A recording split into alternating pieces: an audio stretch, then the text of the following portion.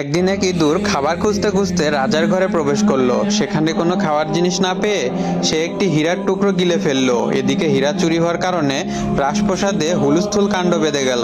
রাজমশাই জ্যোতিষীকে ডাকলেন। গণনা করে জ্যোতিষী বলল, হীরার টুকরোটি একটি ইঁদুর খেয়ে ফেলেছে। সেনাপতি হীরা উদ্ধারের জন্য ঢোল পিটিয়ে পুরস্কার ঘোষণা করলো। এরপর এক শিকারী রাজসভায় এসে বলল, সে ইঁদুর মেরে হীরা উদ্ধার করবে। শিকারী যখন ইঁদুরের খোঁজে বের হলো, তখন দেখতে পেল হাজার হাজার ইঁদুর একে অন্যের সাথে দল বেঁধে রয়েছে। আর একটা মাত্র ইঁদুর সবার থেকে আলাদা, এক জায়গায় একটি ইটের উপরে বসা, যেন সে সিংহাসনে বসে আছে। শিকারী তখন ওই ইঁদুরটিকে হত্যা করে তার পেট চিরে হীরার টুকরো বের করে রাজার হাতে তুলে দিল।